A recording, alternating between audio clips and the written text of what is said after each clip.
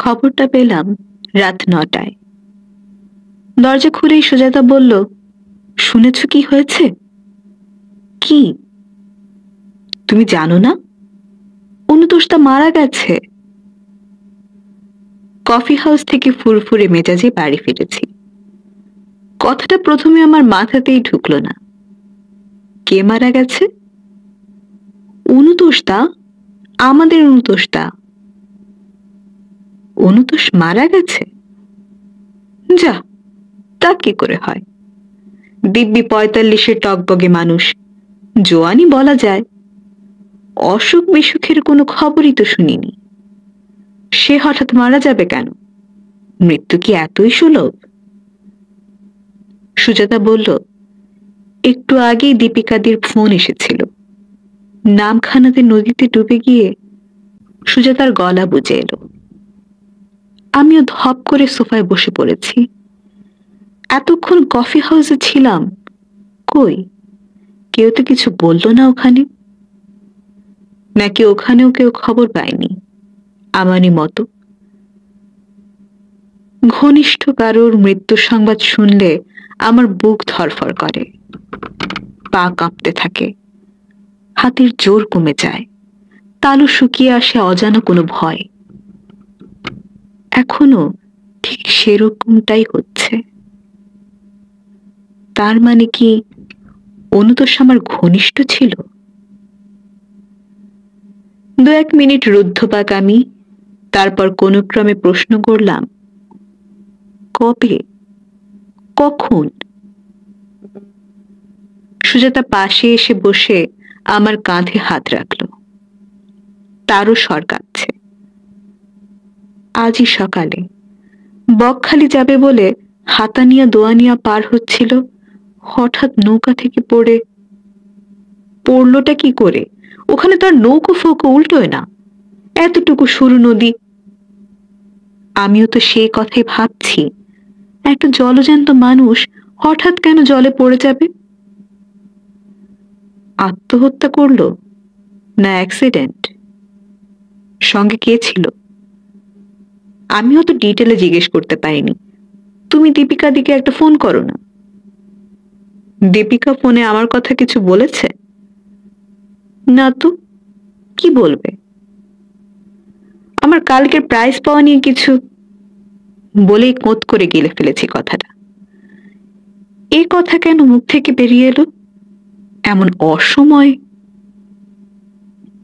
বিভাবতী স্মৃতি পুরস্কার কমিটি এবছর শ্রেষ্ঠ গল্পকার হিসেবে আমার নাম ঘোষণা করেছে গত সোমবার। তারপর থেকে অজস্র অভিনন্দন পেয়ে চলেছি, ঘরে বাইরে, রাস্তায়, অফিসে, বাড়িতেও মাঝে মাঝে ফোন বেজে উঠেছে। এই তো আজই কফি হাউসে ছোটখাটো একটা সম্বর্ধনা পেলাম তরুণতর প্রজন্মের লেখকদের কাছ থেকে। সমসাময়িক লেখকেরা ঈর্ষা গোপন করে আমার প্রশংসা করছে, কষ্ট লুকিয়ে বন্ধু বান্ধবরাও, সুবীর, বিমান, নির্মল, দীপাঞ্জন। ব্যতিক্রম শুধু দুজন, অনুতোষ আর দীপিকা। মৃত মানুষের উপর অভিমান সাজে না, কিন্তু দীপিকা একটু দেরিতে লেখা শুরু করেছে। এখন মাঝে মাঝেই নানা পত্রপত্রিকায় তার গল্প উপন্যাস বেরোয়। আমার মতো না হলেও লেখার জগতে নামও হয়েছে অল্প স্বল্প, যদিও লেখা খুব একটা আহামরি নয়। মেয়েদের মধ্যে মোটামুটি, কানাদের মাঝে ঝাপসা। তাছাড়া মেয়ে হওয়ার আলাদা সুবিধেটাও তো আছে। ভ্রুকুটির ধনুর্বাণ আছে, চপল হাসির অস্ত্র আছে।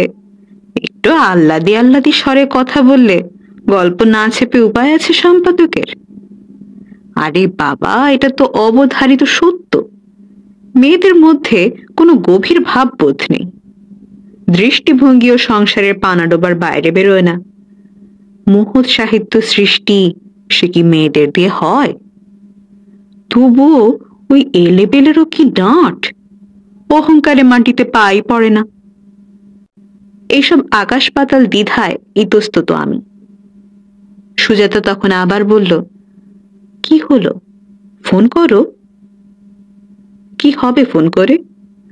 দীপিকা কি অনুতোষের সঙ্গে ছিল? অনুতোষকে সচক্ষে জলে পড়ে যেতে দেখেছে? আমার কথার ভঙ্গিতে সামান্য রুক্ষতা ছিল। সুজাতা ম্লান মুখে বলল, দীপিকা দি কিন্তু খবরটা দিয়ে তোমাকেই খুঁজছিল। দেখো না, যদি আরো ডিটেলসে জানা যায়।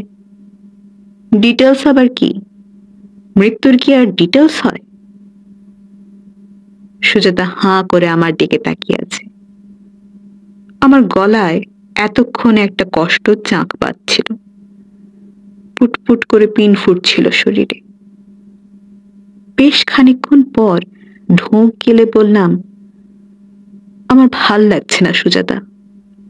একটা লোক সকালেও বেঁচে ছিল, আরো কতকাল তার বেঁচে থাকার কথা, অথচ এখন বেঁচে নেই। আমার ভাল লাগছে না, আমি কিচ্ছু ভাবতে পারছি না। পাশের ঘর থেকে টুকাইয়ের গলা ভেসে আসছে। চেঁচিয়ে চেঁচিয়ে ইতিহাস মুখস্থ করছে। ইউরোপের ইতিহাস, ক্রুসেড, শার্লামেন, সিংহ হৃদয়, রিচার্ড। জোরে না পড়লে কোনো কিছুই টুকাইয়ের মাথায় ঢোকে না। আজ টুকাইয়ের ভাঙা স্বর বড় কানে বাজছে। সুজাতাকে বললাম, টুকাইকে একটু আস্তে পড়তে বলতে পারো না? আজকাল ওইভাবে গাঁক গাঁক করে পড়ে কেউ? সুজাতা এখনো আমাকে দেখছে। বলল, তুমি তাহলে ফোন করবে না? তোমার একটুও জানতে ইচ্ছে করছে না অনুতোষদের কথা? করছে, ভীষণ ভাবেই করছে, কিন্তু দীপিকাকে আমি ফোন করব না। গত 7 দিনে সে আমাকে একটিবারও অভিনন্দন জানানোর সৌজন্য দেখায়নি। আমি কেন তাকে ফোন করতে যাব? জানালার পাশে গিয়ে সিগারেট ধরালাম।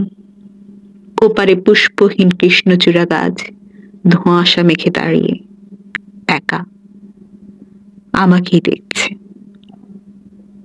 সুজাতা নিচু স্বরে বলল, শুনেছি 7 পা একসঙ্গে হাঁটলেই নাকি বন্ধুত্ব হয়। তুমি তো অনুতোষদার সঙ্গে 20 বছর ধরে হেঁটেছ। সারা জীবন একসঙ্গে হেঁটেও কি সত্যিকারের বন্ধু পাওয়া যায়? মানুষ তো আজীবনই একা। তাছাড়া সৃষ্টিশীল শিল্পীদের বন্ধুও থাকে না, থাকে বড়জোর জোট কিংবা শুভার্থী। সময়ের সঙ্গে তাল রাখতে গিয়ে তাদেরও নাম, গন্ধ, বর্ণ বদলে যায় বারবার, প্রয়োজন অনুসারে, স্বার্থের তাগিদে। সেই সুবাদে অনুতোষও তো কবেই দূরের মানুষ। তবু আজ একটা খবর নেওয়া উচিত। বিমানকে ফোন করলে কেমন হয়? আমাদের মধ্যে বিমানের সঙ্গে যা শেষ পর্যন্ত যোগাযোগ ছিল অনুতোষের। বিমান নয়, বিমানের বউ ফোন ধরেছে। উত্তেজিত গলায় বলল, ইস, কি হয়ে গেল বলুন তো? ও ভীষণ ভেঙে পড়েছে। একটু আগেই অনুতোষদের বাড়ি থেকে ফিরলো, ফিরে ঘর অন্ধকার করে শুয়ে আছে। ডাকবো? ডাকো। বিমান এসে ফোন ধরলো। ওর গলা ধরা ধরা।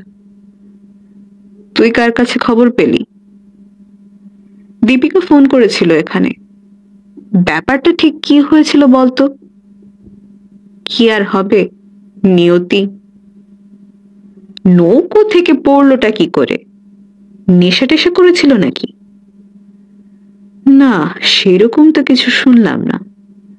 কেউ বলছে নৌকোর ধারে বসেছিল, কেউ বলছে হঠাৎ উঠে দাঁড়াতে গিয়ে পা স্লিপ করে, কেউ কেউ তো বলছে ইচ্ছে করে।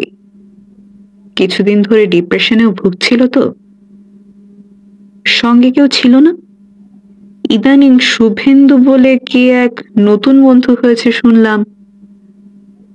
না না, সে ওর সঙ্গে বেরোতো না। ও একা একাই ছিল, একা একাই হুটহাট বেরিয়ে যেত। কে ওর বোহেমিয়ানিজমের সঙ্গে পাল্লা দেবে বল? একটু সময় নিয়ে বললাম, বাড়ির অবস্থা কি দেখলি? রিমা একেবারে পাথর হয়ে গেছে। ছেলেটা প্রাণপণে স্টেডি থাকার চেষ্টা করছে, কিন্তু কি করে পারবে বল? মাত্র তো 17 বছর বয়স। আমাদের সঙ্গে কথা বলতে গিয়ে চোখের জল আর সামলাতে পারল না। অনুতোষকে নিয়ে এসেছে? না, বড় শালা আনতে গেছে।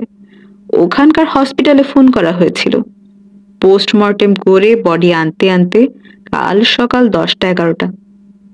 বিমান দীর্ঘশ্বাস ফেলল। কি যে কাণ্ডটা করে বসলো অনুতোষ।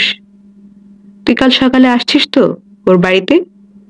সুবীর দীপাঞ্জনরা অবশ্য স্ট্রেট শ্মশানেই চলে যাবে বলছে, অফিস ঘুরে। কে যেন আমার স্নায়ুতন্ত্রী ঝেঁকে দিয়ে গেল। দম চেপে বললাম, কি করি বলতো? কাল সকালে আমার আবার বর্ধমান যাওয়ার কথা। বিমান একটু চুপ মেরে গেল, তারপর বলল, ও তো সেই প্রাইজের ব্যাপারটা। সকালবেলায় বেরিয়ে পড়বো ভেবেছিলাম। তুই তাহলে আসছিস না? ইচ্ছে তো করছে, ওদিকে প্রাইজ না নিতে যাওয়াটাও তো খুব বিচ্ছিরি ব্যাপার হবে না? আমারই জন্য তো অনুষ্ঠান। দেখি যদি সময় পাই সকালে একবার ঘুরে যাব। ফোন ছেড়ে দিয়ে মনে মনে বললাম, কি করে যাব আমি? আমার এখন একেবারে সময় নেই। খাওয়া দাওয়া সেরে খাতা কলম নিয়ে বসেছি আমি।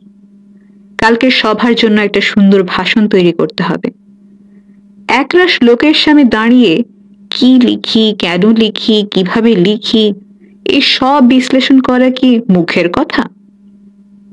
আগে থেকে খসড়া করে নিলে অনেক সুবিধা, ঘাবড়ে গিয়ে গুলিয়ে যাওয়ার ভয় থাকে না। তার উপর কাল ওখানে দুজন মন্ত্রীও আসবেন, ভারতীয় সাহিত্য পরিষদের 2-1 জন প্রতিনিধিও থাকবেন। তাদের সামনে বক্তৃতা দিতে উঠবো আমি। প্রস্তুত হয়ে যাওয়াটাই তো ভালো। বহুক্ষণ ঘষেও খুব বেশি এগোনো গেল না। শুরুটা কিছুতেই মনোপুত হচ্ছে না। একটা দুটো লাইন কলমের ডগায় এসেও পিছলে পিছলে বেরিয়ে যাচ্ছে কাগজ থেকে। প্রথম ছাপানো কবিতাটা দিয়ে শুরু করব। পাথরে কোঁদা বুক, দাও হে কুঠারে শান। সে নয় শুরুটা হলো, কিন্তু তারপর সুজাতা মশারি টাঙিয়ে শুয়ে পড়েছে। পাশ বালিশ সরিয়ে রেখে হঠাৎই উঠে বসলো বিছানায়। ফ্যাসফ্যাসে গলায় বলল, অনুতোষটা কিন্তু তোমায় খুব ভালোবাসতো। যে 2-4 লাইন মাথায় আসছিল তাও হুশ করে বেরিয়ে গেল জানালা দিয়ে। অনুতোষ যে আমাকে ভালোবাসতো তা কি আমি জানি না? আমার চেয়ে সে কথা আর কে বেশি জানে? জল পত্রিকায় প্রথম আমার একটা গল্প পড়েছিল অনুতোষ, কয়লা খনির গল্প।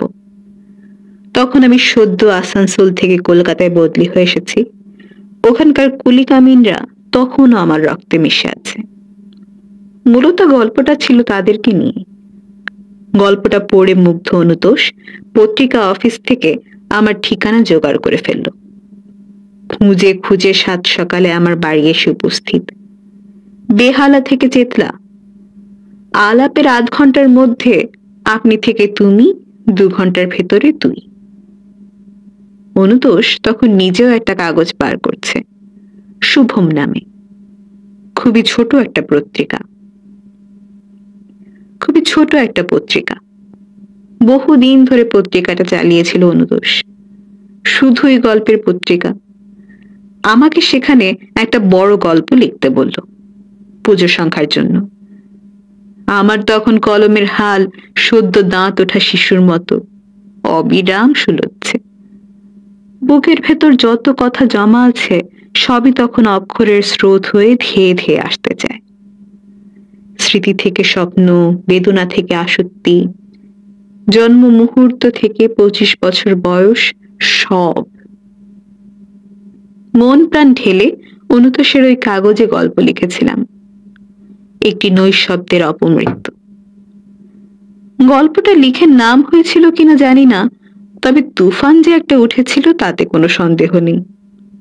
তুফানটা তুলেছিল অনুতোষ স্বয়ং, কফি হাউসের আড্ডায়। বইমেলায় গল্প পাঠের আসরে, বিভিন্ন লিটল ম্যাগাজিনের দপ্তর থেকে শুরু করে নামি দামি লেখকদের বাড়ি বাড়ি গিয়ে আমার গল্পের বিজ্ঞাপন করত অনুতোষ। কলেজ স্ট্রিট পাড়ায় একটা ছেলে আমার লেখার সমালোচনা করেছিল বলে তার নাকে ঘুষি মেরে হই হই ফেলে দিয়েছিল চারিদিকে। অথচ অনুতোষ তখন নিজেও লিখছে, একটা গল্পের কালেকশন বের হয়েছে, 2টো উপন্যাস। উদীয়মান তরুণ সাহিত্যিকদের মধ্যে সেও তখন প্রথম সারিতে। নিজের খ্যাতির জন্য না ভেবে অন্যের স্তুতির জন্য ব্যস্ত হয়ে পড়তে একমাত্র অনুতোষই পারত। কেউ একটু ভালো লিখলেই তার জন্য পাগল হয়ে উঠেছিল অনুতোষের স্বভাব। সেই অনুতোষ আজ ডুবে গেছে হাতানিয়া দোহানিয়ায়। যে নেই সে নেই, এই বিশ্ব ব্রহ্মাণ্ডে কোথাও নেই। আমি আছি, আমি থাকব। আমাকে কাল যেতেই হবে বর্ধমান। সুজাতার দিকে ফিরে বললাম, শোনো, আমি কিন্তু কাল 7টার মধ্যে বেরিয়ে যাব। অনুতোষ তার বাড়ি, আমিও যাব। এই সময় আমাদেরই তো রিমার পাশে দাঁড়ানো উচিত। বিরস মুখে আমি বললাম, আমি যাচ্ছি না, আমার বর্ধমান যেতে হবে। পারলে তুমি ঘুরে এসো। তুমি অত সকালে বর্ধমানে গিয়ে কি করবে? 10টার সময় ওদের লোক আমার জন্য স্টেশনে ওয়েট করবে। অনুষ্ঠান তো তোমার 2টোয়, সকালে একবার ঘুরে যেতে অসুবিধাটা কোথায়? আহা, বলছি না সকলে অপেক্ষা করবে, আমাকে নিয়ে ব্যাপার। আমি যদি টাইমলি না পৌঁছই। তুমি তাহলে কাল অনুতোষ তার ওখানে যাবেই না? পরে যাব। পরে কেন? একবার শেষ দেখাও করবে না? এ তো মহাগেরো হলো। কি করে সুজাতাকে বোঝাই আমাকে কাল একটু আগে যেতেই হবে? মন্ত্রী, ভাষা পরিষদের লোকজনের সঙ্গে হোটেলে লাঞ্চ আছে। যে কোনো পরিচয়ই খাবার টেবিলে সব থেকে বেশি গাঢ় হয়। মূল্যবান সম্পর্ক গড়ে তোলার এমন স্বর্ণ সুযোগ হাতছাড়া করে কেউ? আবেগ তো আমারও আছে, অনুতোষের জন্য আমারও কম মন খারাপ হচ্ছে না। তবে সুজাতার মতো নমন বেহিসেবি আবেগ আমার সাজে কি? অন্তত যৌবনের এই প্রান্ত সীমায় এসে তার চেয়ে বরং নিক্তিতে মেপে গল্প উপন্যাসে আবেগ ছড়িয়ে দেব। পড়তে পড়তে থম মেরে যাবে পাঠকের বুক। ছেলে মানুষের জোলো সেন্টিমেন্ট কি আমাকে বানায় অনুতোষের মতো? অনুতোষের সঙ্গে আমার শেষ দেখা হয়েছিল মহাবোধি সোসাইটিতে মাস 5 আগে। এক তরুণ কবির মৃত্যুতে শোক সভা হচ্ছিল। একদম শেষ বেঞ্চিতে বসেছিল অনুতোষ। আমাকে দেখে উঠে এলো, হাত ধরে টেনে নিয়ে গেল বাইরে। চল তো একটু কলেজ স্কোয়ারের বেঞ্চিতে গিয়ে বসি, এখানে আমার কেমন দম বন্ধ হয়ে আসছে। গ্রীষ্মের সন্ধ্যা, গোলদিঘি থেকে জোলো বাতাস উঠছিল। পাশাপাশি বসে রইলাম দুজনে বহুক্ষণ। অনুতোষী প্রথম বরফ ভাঙল। ছেলেটার কি প্রতিভা ছিল! অথচ দেখ কেমন দুম করে মরে গেল। এত তাড়াতাড়ি কি করে যে মরে মানুষ! আমি কপালে আঙুল ঠেকালাম। ভাগ্য ভাগ্য, আমাদের কার যে কখন কোথায় মৃত্যু হবে। অনুতোষ অবাক হয়ে আমার দিকে তাকালো, বলল, তুই ভাগ্য মানিস? এমনিতে মানি না। আমি হেসে ফেললাম। চাকরির প্রমোশনের সময় মানি, বই বিক্রির সময় মানি, ছোটবেলাতেও মানতাম পরীক্ষার রেজাল্ট বেরোনোর আগে। যাক, এখনো তাহলে সত্যিটা স্বীকার করার সৎসাহস তোর আছে। তুই কি বলতে চাইছিস? অনুতোষ বিষণ্ণ চোখে তাকালো। দীপেন, তুই অনেক বদলে গেছিস রে। আগে তোর নিজের উপর কনফিডেন্স এত কম ছিল না। তোর লেখা শেষ হয়ে আসছে দিন দিন। কথায় কাজে কন্ট্রাডিকশন থাকলে ভালো লেখা বেরোয় না রে। আমার রাগ হয়ে গেল। সিগারেট ধরিয়ে তাচ্ছিল্যের স্বরে বললাম, ফুরোচ্ছিস তুই, আমি না। এবছরও আমি 3টে উপন্যাস লিখেছি, গোটা 20 ছোট গল্প। অনুতোষ তরাং করে উঠে দাঁড়ালো। Number represents nothing. তুই যে বিশ্বাস করিস না তাই লিখিস। You are a big zero. Anutosh এখন শুয়ে আছে লাশ কাটা ঘরে, আর আমি পাচ্ছি এবছরের শ্রেষ্ঠ তরুণ গল্পকারের পুরস্কার। ওই মূর্খের জন্য সময় নষ্ট করব আমি? জানালার পর্দা ছিঁড়ে ভাষণের লাইন কটা আবার ঢুকে পড়েছে ঘরে। টেবিল ল্যাম্পের চারিদিকে ঘুরপাক খেল কিছুক্ষণ, তারপর ডানা মেলে কাগজে এসে বসল। সঙ্গে করে কিছু দৃশ্যকল্প নিয়ে এসেছে তারা। আমার প্রথম জীবনের সাহিত্যের অনুপ্রেরণা। কয়লা খনির খাদানে বেলচা মারছে মজুর, ঘামে কালিতে তাদেরই শরীর কখন যেন কালো মানিক। হঠাৎ কোনো অজ্ঞাত ফাটল দিয়ে জল ঢুকতে শুরু করলো খনিতে। একে একে ডুবে গেল সার সার শ্রমিকের দেহ। ফ্রক পরা বালিকা সব দেহের ঢাকা সরিয়ে নিজের বাবার শরীর খুঁজছে। জলের নিচে বাবা তখন পরিপূর্ণ অঙ্গার। আমি কাতর গলায় হঠাৎ সুজাতাকে বললাম, তুমি তো জানো সুজাতা, আমি ডেড বডি একদম স্ট্যান্ড করতে পারি না।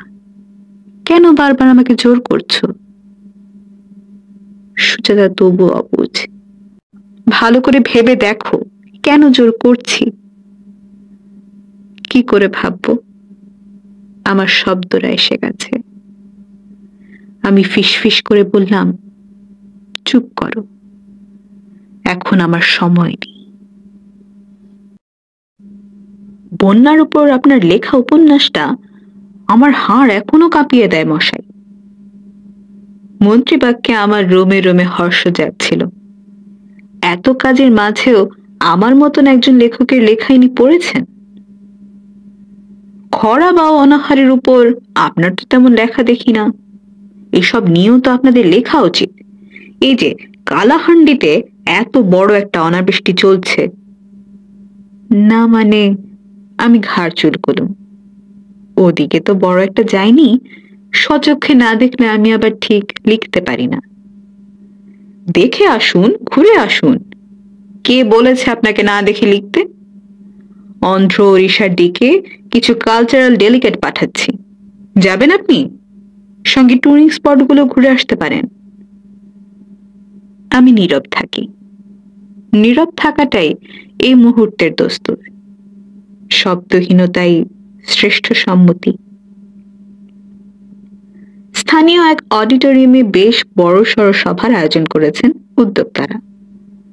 আমার পুরস্কারটিও ভারী মনোরম। সপ্তাশ্ব বাহিত রথে ছুটছেন সূর্যদেব, ব্রোঞ্জের মূর্তি, বেশ পাকা হাতের কাজ। সঙ্গে একটা শাল, ফুল আর 10,000 টাকার চেক। সভা ভাঙার পর স্থানীয় পত্রিকার কয়েকটা ছেলে আমার সাক্ষাৎকার নিতে এলো। তারা শুধুই আমার স্টেজের ভাষণে তৃপ্ত নয়, নতুন করে তাদের আবার আমার লেখার উদ্দেশ্য বোঝাতে হবে। ছেলেগুলোর প্রশ্নের জবাব দিতে দিতে আমি যখন প্রায় বিধ্বস্ত, এক ছোকরা ঝপ করে জিজ্ঞেস করে বসলো, আপনি তো লেখক অনুতোষ দত্তকে খুব কাছ থেকে চিনতেন, তাই না? এই প্রশ্ন যে কখনো না কখনো উঠবেই আমি জানতাম। আজই সমস্ত বাংলা দৈনিকে অনুতোষের মৃত্যু সংবাদ পার হয়েছে। গহীন জলে ডুবে গেলেন উদীয়মান সাহিত্যিক। অনুতোষ দত্তর অপমৃত্যু, নদীতে তলিয়ে গেলেন 70 দশকের গল্পকার, ইত্যাদি ইত্যাদি। মুখ থেকে হাসি মুছে নিলাম। কে না তাকে চিনত ভাই? সে তো শুধুই গল্পকার ছিল না, সে ছিল আমার পরম সুহৃদ। আমরা একসঙ্গে গল্পের কাগজ করেছি, গল্প নিয়ে কত হইচই করেছি। জীবনমুখী গল্পের জন্য আন্দোলন গড়ে তুলেছি। কিন্তু আমরা তো গত 5-7 বছর ধরে অনুতোষ বাবুর সেরকম লেখা পাইনি। উনি কি লেখা ছেড়ে দিয়েছিলেন? সঙ্গে সঙ্গে উত্তর দিতে পারলাম না। প্রশ্নটা আমাকেও ধাক্কা মেরেছে অনেকবার। অনুতোষটা বড় এলোমেলো ছিল। সেটাই কি কারণ? আজ ক্যানিং ছুটছে, কাল বসিরহাট, পরশু মালদা, তার পরদিন কেঁদুলি। প্রবাদ ছিল অনুতোষকে নাকি একই সঙ্গে একই সময় দক্ষিণেশ্বর, বেহালা আর সন্দেশখালিতে দেখা যায়। যে মানুষ এক মুহূর্ত নিজেকে স্থিত রাখতে পারে না, যার চিন্তায় কোনো গৃহস্থালী নেই, সে কি করে সাজিয়ে গুছিয়ে গল্প লিখবে? শুধুই কি এক বুক ভাব নিয়ে লিখে ওঠা যায়? আশ্চর্য, এই নিয়ে অনুতোষের কোনো দুঃখ বোধও ছিল না, কিংবা হয়তো ছিল। কোনো কিছু ঠিক মন মতো লিখতে পারছিল না বলেই হয়তো ছটফট করত দিনরাত, উন্মত্তের মতো দিক বিদিক ছুটে বেড়াতো। লেখার উপকরণ খুঁজতে গিয়ে লেখাটাকেই হারিয়ে ফেলেছিল অনুতোষ। আমি যুবকের দিকে তাকালাম, বললাম, হয়তো অনুতোষ পারছিল না। লেখকরা অনেক সময় ভেতর থেকে ফুরিয়ে যায়। এক তরুণ কপালে ভাঁজ ফেলে প্রশ্ন ছুড়ল, এই যে স্যাড দুর্ঘটনাটা, অনুতোষ বাবুর হঠাৎ নৌকো থেকে পড়ে মরে যাওয়াটা, এর সঙ্গে কি আপনি ওর হতাশার কোনো যোগ আছে বলে মনে করেন? এত কচকচি আমার আর ভাল লাগছে না। অনুতোষ যখন জলে পড়ে যায়, তখন তার মনের অবস্থা কি ছিল সেটা আমি কি করে বলবো? তাকে নিয়ে এত প্রশ্নের জবাবই বা আমি কেন দেব? হঠাৎ আমার নাকে যেন কেউ ঘুষি মারল। আমি অনুতোষকে নিয়ে ভাববো না ঠিকই, কিন্তু অনুতোষ তো আমাদের জন্য ভাবতো এক সময়, আমাদের অনেকের জন্যই ভাবতো। এই যে দীপিকা আজ দীপিকা হয়েছে, তার মূলেও তো অনুতোষ। কারণ ছাড়াই কি নাচানাচিটাই না করতো সে দীপিকার লেখা নিয়ে। সেই দীপিকা গত মাসে কফি হাউসে বসে অবলীলায় নিন্দা করে গেল অনুতোষের। অনুতোষ নাকি আর আগের মতো বন্ধু বৎসল নেই। অনুতোষ নাকি অন্য সকলের লেখা নিয়ে এখন ভীষণ জেলাস। অনুতোষ এখন যাচ্ছে তাই। আরেকটা ঘুষি পড়ল নাকে। শুধু দীপিকা কেন, যার লেখা যখন ভালো লেগেছে তার জন্য জীবনপাত করেনি অনুতোষ? নামী পত্রিকা থেকে নিজের গল্প তুলে নিয়ে অন্যের গল্প সম্পাদকের হাতে তুলে দেওয়াকে কি বলে? শুধু লিখতে না পারার হতাশা, না সঙ্গীদের থেকে বিচ্ছিন্ন হয়ে যাওয়ার যন্ত্রণা? কোনটা বেশি পীড়িত করেছিল অনুতোষকে? দূর, সঙ্গীরা কি করবে, আমি কি করব? অনুতোষের টালমাটাল চলার সঙ্গে যদি পা মেলাতে না পারি, সে দোষ কি আমার? তাছাড়া অনুতোষ এখন ফুরিয়ে যাওয়া সত্যি, তার পত্রিকাটা উঠে গেছে, তাকে আর কেউ পাত্তাও দেয় না। কিসের জন্য বন্ধুরা তাকে আঁকড়ে থাকবে? হৃদয় ছাড়া আর ছিলটা কি তার? সে নিজেই তো এক মূর্তিমান ব্যর্থতা।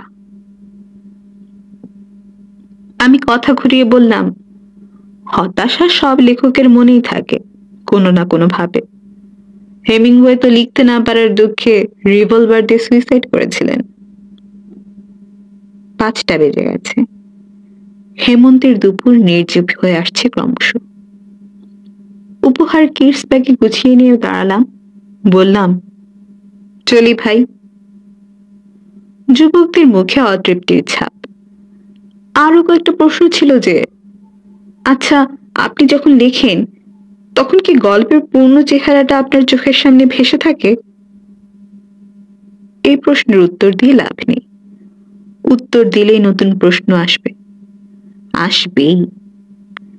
এই বয়সে শুধুই প্রশ্ন জমা হতে থাকে বুকে, বর্ষা ঋতুর আগে পিঁপড়েদের শালের মতো। সামনের ছেলেটির কাঁধ চাপড়ে দিলাম, আবার আসবো আমি, তখন যত খুশি প্রশ্ন করো। এখন আমার একদম সময় নেই।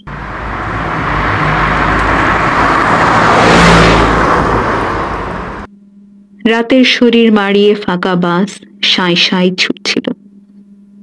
বর্ধমান থেকে লোকাল ধরে হাওড়া স্টেশন, স্টেশন থেকে বাস। এবার আমার ফেরার পালা। পুজোয় বেরোনো উপন্যাসটা নিয়ে আজ রাত থেকেই বসবো ভাবছি। পুজো সংখ্যার জন্য তাড়াহুড়ো করে লেখাতে অনেক ফাঁক ফোকর থেকে গেছে। বই মেলায় বই হয়ে বেরোবার আগে ভালো মতো ঘষা মাজা করা দরকার। মাঝের দিকের চ্যাপ্টারগুলো বাড়াতে হবে। প্রকাশকরা বলে উপন্যাসটা একটু মোটার দিকে থাকলে কাটতিটা ভালো হয়। হাজরার মোড় পার হয়ে বাসটা হঠাৎ খারাপ হয়ে গেল।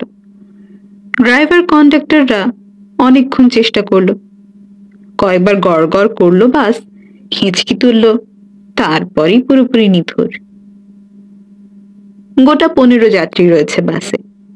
সকলের মুখেই গৃহে ফেরার উদ্বেগ। হেমন্তের শিরশিরে বাতাসে কমফোর্টার জড়ানো এক প্রৌঢ় কন্ডাক্টরের উদ্দেশ্যে হাঁক মারল। কি হে, পুরোপুরি দেহ রাখলো নাকি? কন্ডাক্টর হেল্পারের কাছ থেকে বিড়ি নিয়ে ধরালো। বোধ হয় সেলফ ফেঁসে গেছে। কি বলো পার্টনার? ড্রাইভার গম্ভীর মুখে বলল, হ্যাঁ, ঠেলতে হবে। 4 মহিলা ছাড়া বাকিরা বাস থেকে নেমে পড়েছে। সকলের দেখা দেখি আমিও হাত লাগিয়েছি। হি ওমারি জোয়ানদারি, হি ওমারি জোয়ানদারি। একটু গড়িয়ে এবার একটা জোর হিক্কা তুলল বাস। তারপরে পুরোপুরি মৃত। অন্য যাত্রীরা ভাড়া ফেরত নিয়ে কন্ডাক্টরের সঙ্গে বচসা জুড়েছে।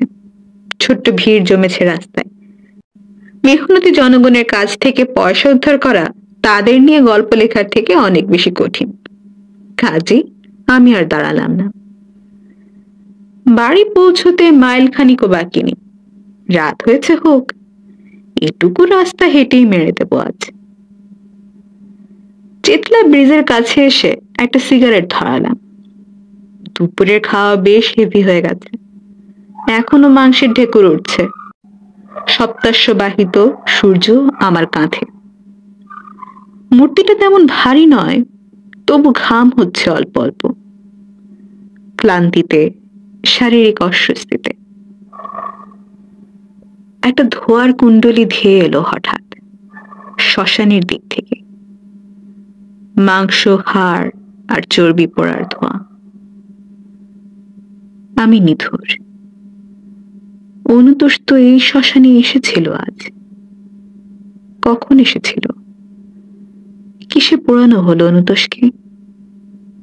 ইলেকট্রিক চুল্লিতে, কাঠে, নাকি অনুতোষ লাশ কাটা ঘর থেকে এখনো এসে পৌঁছতে পারেনি? কিংবা হয়তো এই এসে পৌঁছলো সবে।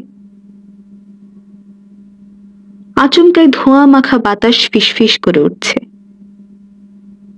আয় দিবেন, তোর জন্যই অপেক্ষা করছি রে। তোরা না এলে আমি যাই কেমন করে? আমার গা ছমছম করে উঠল। আমার কান্না পেয়ে গেল। মাংস পোড়া গন্ধ তখন আষ্টে পৃষ্ঠে জাপটে ধরছে আমাকে। দুপুরের মাংসের ঢেকুর জ্বালিয়ে দিল বুক। কটু বাতাস আবার টানছে। আয় দিবেন, আয়। হেমন্তের কুয়াশায় আমার স্বর ডুবে গেল। আমাকে ছেড়ে দে অনুতোষ। আমার হাতে এখন অনেক কাজ। আমার এখন সময় নেই রে।